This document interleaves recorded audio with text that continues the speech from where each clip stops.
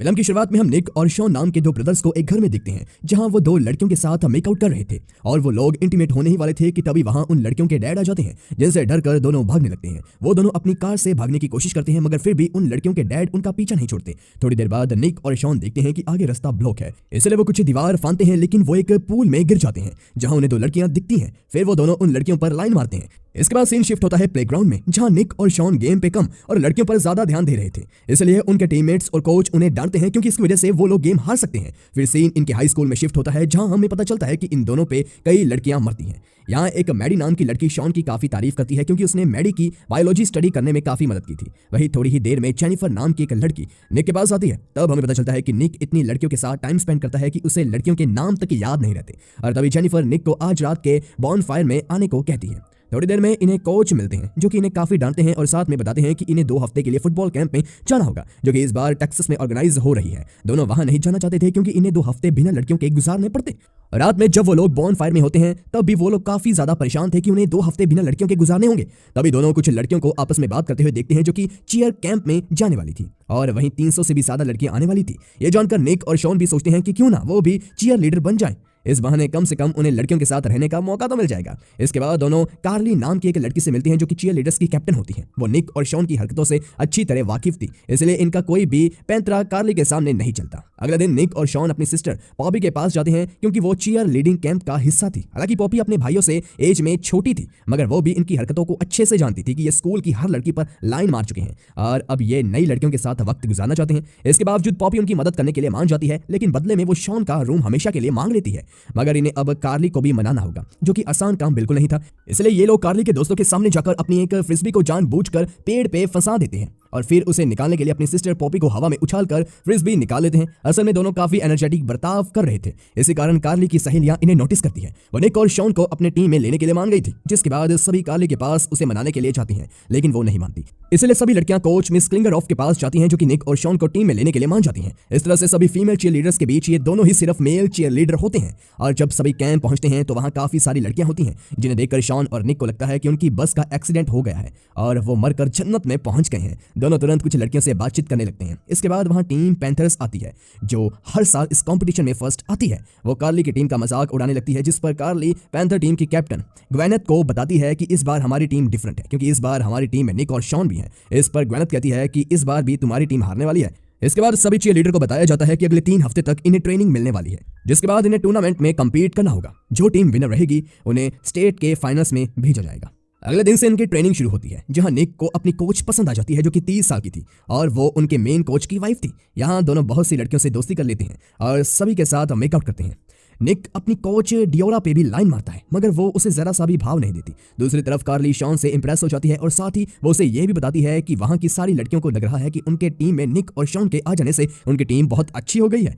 और बात करते करते कार्ली गिरने वाली होती है मगर शॉन उसे सही समय पर संभाल लेता है। तभी वहां कार्ली से मिलने उसका बॉयफ्रेंड रिक आ जाता है, जिसे देखकर कार्ली तुरंत उसके पास जाकर उसे किस कर लेती है, जिसके बाद वो रिक को निक और शॉन से मिलाती है। वहीं शॉन कार्ली को रिक के साथ काफी खुश दिखता है जिससे उसे थोड़ी जेलसी फील होती है और वहां रिक कार्ली को अपने साथ डिनर पर ले जाता है। अगले दिन कार्ली के बॉयफ्रेंड की वजह से शॉन उदास था और उसे पूछने पर निक को पता चलता है कि शॉन कार्ली को पसंद करने लगा है, तो वो शॉन पे गुस्सा करता है क्योंकि दोनों यहाँ सिर्फ मेकआउट करने आए थे लेकिन शॉन को तो बस प्यार ही हो गया था। उसी रात कार्ली की टीम तालाब में चीयर लीडिंग की प्रैक्टिस कर रही होती है, जिसके बाद सभी अपने अपने रूम में चले जाते हैं लेकिन निक और शॉन के कपड़े एक जानवर लेकर चला जाता है, इसलिए दोनों बिना कपड़ों के अपने रूम में जा रहे होते हैं। मगर तभी इन्हें कोच देख लेते हैं और सवाल करते हैं कि इतनी रात को ये यहाँ क्या कर रहे हैं। तब दोनों झूठ बोल देते हैं कि वो चीयरिंग की प्रैक्टिस कर रहे थे।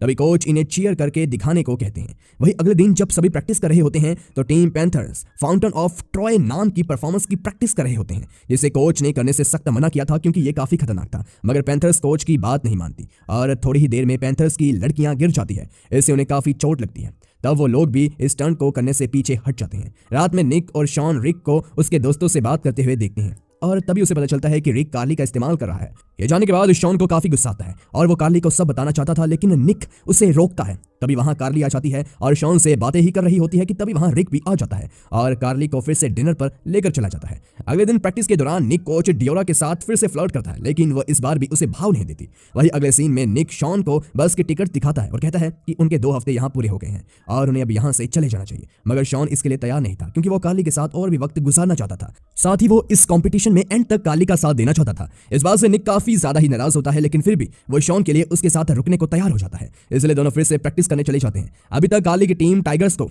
अपने प्रैक्टिस पे भरोसा नहीं था, वो कंपटीशन से काफी डरे हुए थे। इस पर शॉन उनसे कहता है कि हर साल टीम पैंथर्स ये कंपटीशन इसलिए जीत जाती है क्योंकि वो अच्छे से प्रैक्टिस तो करती ही है, पर साथ ही में उन्हें खुद पर यकीन होता है कि वो जीत सकते हैं। अगर वो बार बार हारने के बारे में सोचेंगे तो वो भी हार सकते हैं, इसलिए हमें भी खुद पर यकीन करना होगा। कार्ली भी शॉन की बातों से सहमत थी और वो अपनी टीम को मोटिवेट करती है, जिसके बाद सभी जमकर प्रैक्टिस करने लगते हैं। लेकिन कुछ ही देर बाद रिक अपने दोस्तों के साथ आता है और कार्ली के सामने निक और शॉन की पोल खोल देता है कि वो दोनों तो सिर्फ लड़कियों के साथ यहाँ मेकआउट करने आए थे और इन्होंने बस की टिकट भी करवा रखी है ताकि दोनों टीम टाइगर का साथ बीच ही में छोड़कर भाग जाए। इसके साथ ही वो निक की डायरी भी सबको पढ़कर सुनाता है, जिसमें निक ने कोच डियोरा के बारे में अपनी फीलिंग्स लिखी थी। डायरी में लिखी लाइंस को सुनकर डियोरा तो इंप्रेस हो जाती है, लेकिन कार्ली गुस्सा होती है क्योंकि वो ये तो अच्छे से जानती थी कि दोनों यहाँ लड़कियों की वजह से आए हैं, मगर उसे ये नहीं पता था कि वो दोनों इन्हें कंपटीशन से पहले ही छोड़कर भागने का प्लान बनाकर आए हैं। शॉन काफी कोशिश करता है कि वो कार्ली को समझा पाए कि ये उसका प्लान पहले था, पर अब वो उसके साथ कंपटीशन को पूरा करने के बाद ही जाएगा। मगर कार्ली इतने गुस्से में थी कि वो शॉन की एक नहीं सुनती और वो उन्हें उसी बस की टिकट को देकर कैंप से वापस घर भेज देती है। इस बात से शॉन बहुत दुखी होता है। वहां से चले आने के बाद शॉन और निक दोनों को चीयरिंग की याद आने लगती है, इसलिए वो लोग वापस कैंप जाते हैं और शॉन कार्ली को मनाने की कोशिश करता है। कार्ली नहीं मानती। तभी उसकी टीम की लड़कियां कार्ली को समझाती हैं कि उन्हें कंपटीशन के लिए उन दोनों की जरूरत है। फाइनली कार्ली मान जाती है। वहीं अब कंपटीशन वाला दिन भी आ जाता है और यहाँ टीम पैंथर्स बहुत अच्छा परफॉर्म करती है, जिससे टीम टाइगर थोड़ा नर्वस हो गई थी, लेकिन फिर वो परफॉर्म करने के लिए जाती है। जहाँ कार्ली की नजर रिक पर पड़ती है, जो किनारे में छुपकर टीम पैंथर की एक लड़की के साथ मेकआउट कर रहा था। इस बात से कार्ली का माइंड डिवोट हो जाता है और वो ठीक से परफॉर्म नहीं कर पा रही थी। तब वो परफॉर्म करते करते ये बात शॉन को बताती है, जिस पर शॉन उसे हौसला देता है कि वो पहले परफॉर्म कर ले, फिर वो रिक से आराम से निपट सकती है। और कुछ ही देर में टीम टाइगर को एहसास हो गया था कि वो अच्छे से परफॉर्म नहीं कर पाए हैं, इसलिए अगले दिन वो प्लान करते हैं कि आज वो फाउंटेन ऑफ ट्रॉय वाला स्टंट परफॉर्म करेंगे और उन्हें फाउंटेन ऑफ ट्रॉय करते हुए देखकर इनके कोच काफी परेशान हो जाते हैं। टीम टाइगर्स अच्छे से उसे परफॉर्म करने ही वाले थे, लेकिन अंत में शॉन सामने पानी में गिर जाता है। वो अपना परफॉर्मेंस तो पूरा कर लेता है, मगर फिर वो बेहोश हो जाता है और जब उसे होश आता है तो उसे लगता है कि वो लोग कंपटीशन जीत चुके हैं।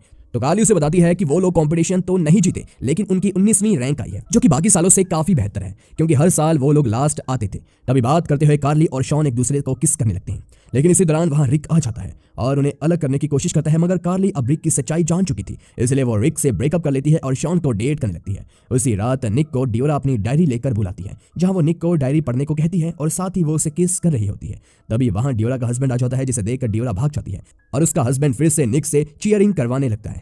और इसी के साथ ये मूवी खत्म हो जाती है। गाइस